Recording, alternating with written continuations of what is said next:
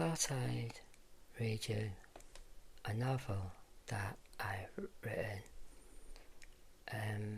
It doesn't have any chapters and it's about 37,000 words long, and I'll read the first 2,000 words in this video and I'll carry on reading it in the next video or maybe in a later video if that's okay. Okay, it's set in the year 1980. It's the spring of 1980 and Margaret Thatcher is in power, and it's about a 16-year-old boy called Rickie Stone, and he'll be leaving school in 3 months' time, and he's in the same boat as the vast majority of school leavers.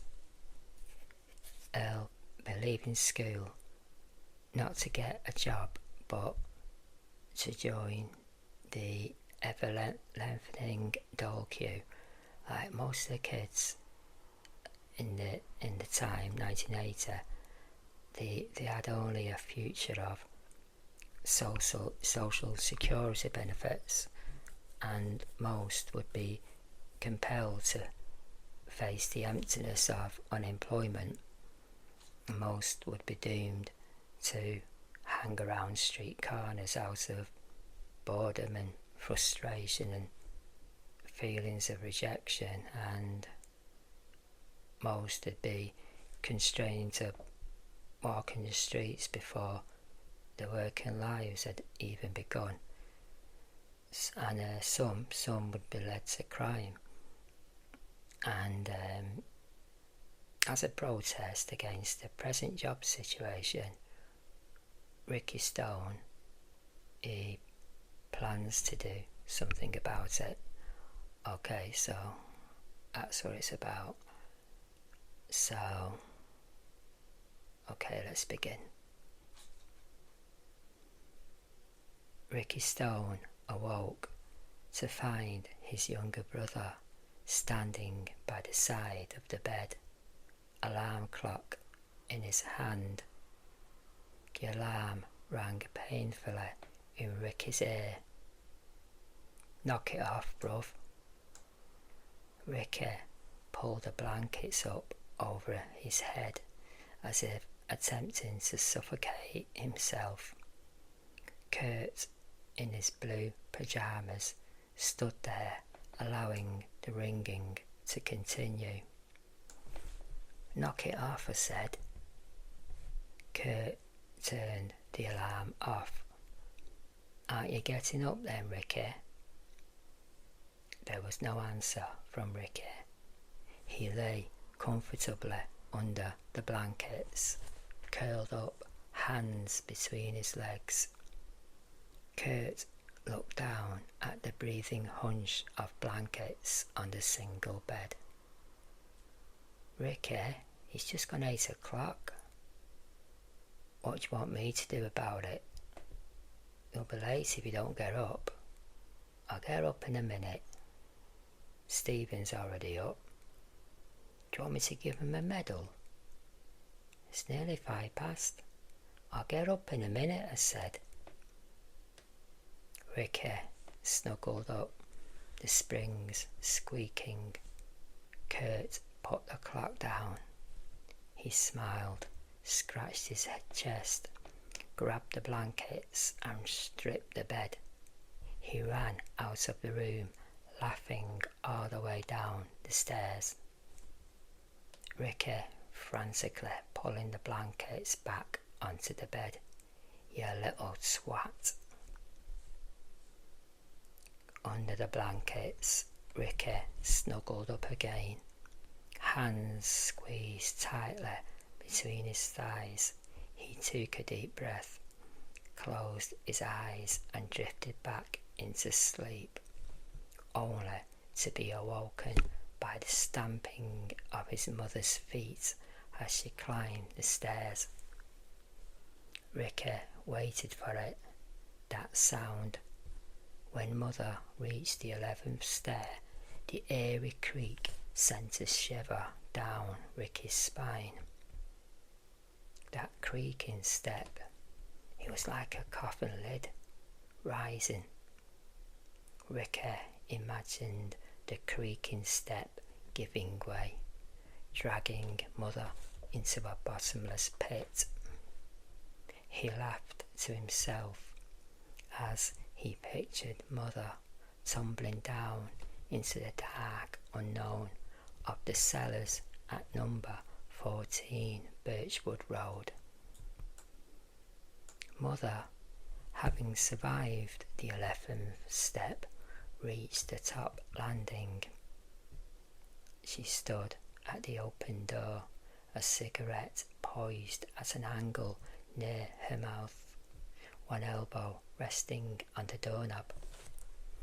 Amongst nicotine and tar, she gave a spluttering cough.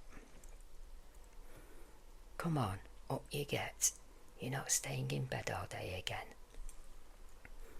"Just give me 5 more minutes. I'll give you a clip round the ear hole. Come on, get up. No wonder the country's in the state it's in, when there's layabouts like you who just want to stay in bed all day. It's Thatcher's fault. Put her on the guillotine, that's what I say."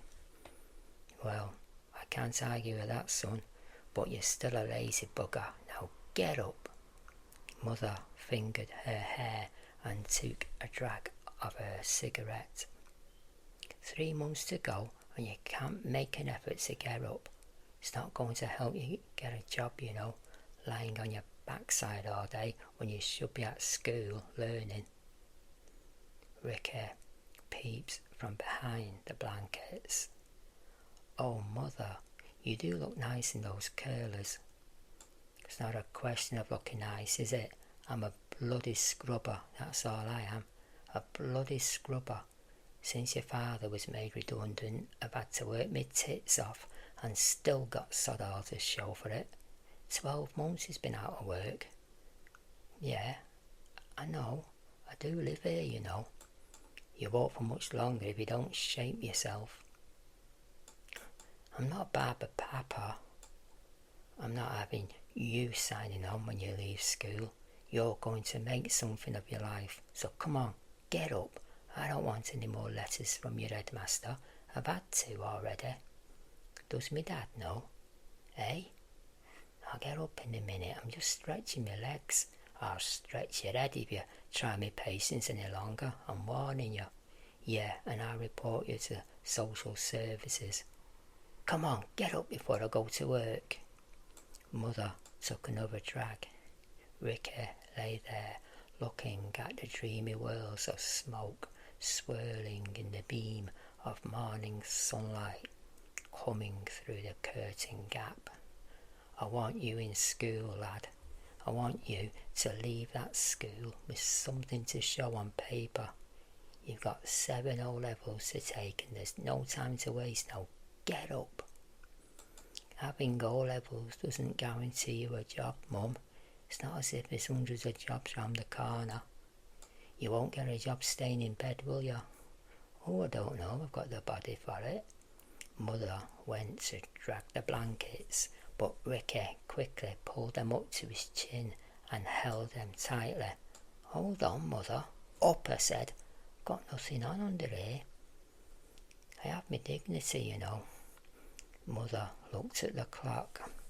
It was 7 minutes past 8. She had 20 minutes to go to get to work. She was a cleaner at the White Hart just around the corner. Rickie waited for her to leave the room. She didn't move. She took 2 more puffs of her cigarette, coughing between each puff. "Bloody fags, they'll be the death of me yet." "Is that why you're smoking? Hoping for an early death, are you?" Mother looked at the clock again. "Look at the time. I'll have to go, else I'll be late for work. Your father's downstairs, Rickie, so you better get up. He'll be shouting you if you don't make an effort and shift yourself. I'll get up if you go. Okay, well, you just make sure you get up. Bye, love. She kissed him on the cheek. Get off. Rickie wiped his cheek. Mother went downstairs. Rickie stretched himself out, his bare feet sticking out from under the blankets. He could just see the early morning sun through the slight gap in the curtains. It was spring, and the air outside was fresh. This summer, 16-year-old Rickie was going to leave school. He attended Greenstone Comprehensive and would be officially leaving in 3 months' time. He was in the same boat as the vast majority of school leavers. He would leave school this summer not to get a job in an office or to join an apprentice, but to join the ever-lengthening dole queue. The situation was not only confined to the northwest, it was the same throughout the country. There were simply insufficient jobs, and the school leavers would suffer drastically. The outlook was grim, and in the coming months, most of the leavers would be thrown out and dumped onto the scrap heap of unemployment. Ahead of him, Rickie had 7 O-levels to take, and he knew he would fail them all. And he couldn't care less. As far as school was concerned, he had adopted a couldn't-give-a-monkey's attitude, for he had known school leavers with 10 O-levels to their name, unable to find work. That was the tragic and distressing situation. It was 1980, and there were no jobs. Most of the kids had only a future of social security benefits. Most would be compelled to face the emptiness of unemployment. Most would be doomed to hang around street corners, kicking cans of Coke down the pavements out of pure boredom and frustration and feelings of rejection. Most would be constrained to walk in the streets before their working lives had even begun. Some would be led to crime. The gloomy outlook inside Rickie's head was interrupted by his father's voice. Rickie? Right, Dad, I'm just getting up. Well, hurry up about it. I've had 2 letters from your headmaster as it is. I don't want another one. What? You've had 2 as well? That's a coincidence, so's my mum. Rickie ran his hands through his wild mop of hair and yawned the last remnants of sleepiness out of his body. In a lethargic manner, he climbed out of bed. Rejuvenated and refreshed by a quick shower, he dressed and went downstairs, joining his 2 brothers at the kitchen table. 12-year-old Kurt was getting on well at school. According to his report, he had a promising future ahead of him. Kurt is a very mature pupil and seems to be doing well in all subjects. He has undoubted ability for science and mathematics and should do well in the future exams. Stephen was a year younger. Like Kurt, he seemed to have settled well in his new big school.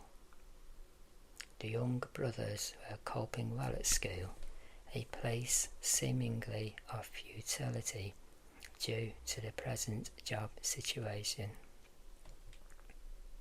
Rickie plopped himself down between his 2 brothers and filled his bowl with Rice Krispies, smothering the cereal with sugar until they resembled tiny snow-covered hills.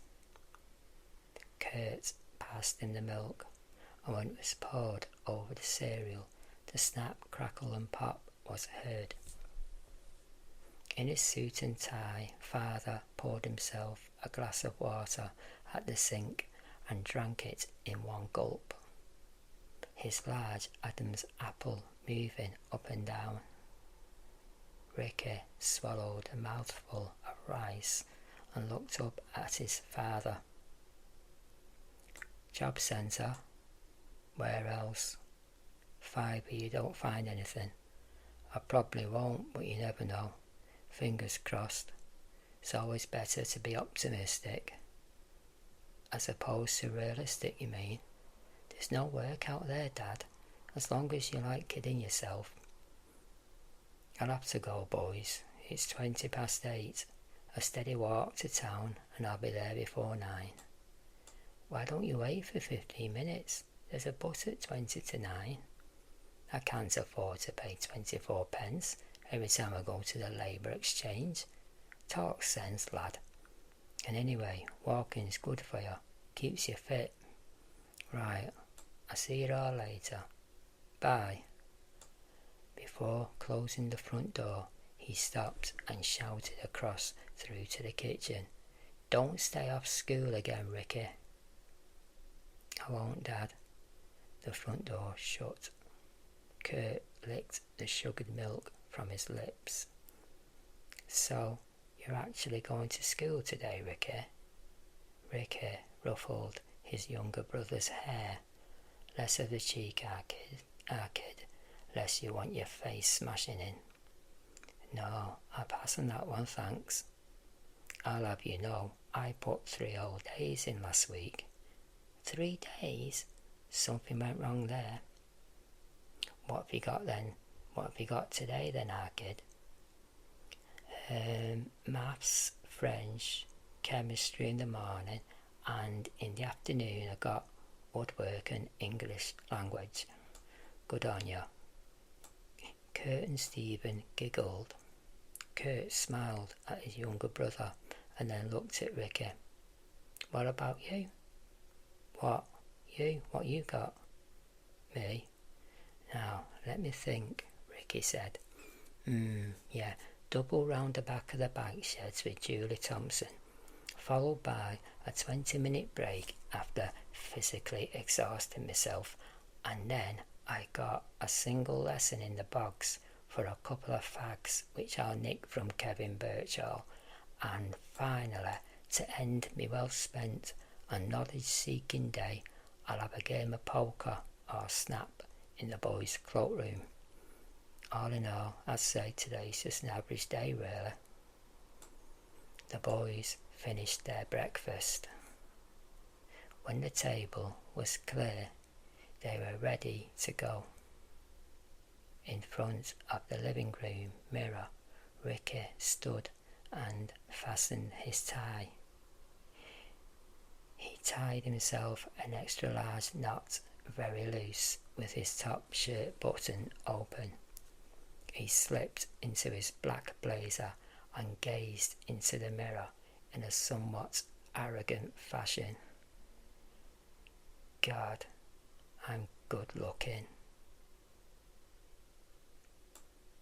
And that's where we end part 1 of this story. I hope you're enjoying it, and part 2 can be heard in the next video. So yeah, thanks for listening, and if you're still awake, thanks, and until next time, have a nice peaceful sleep. Okay, bye, love you.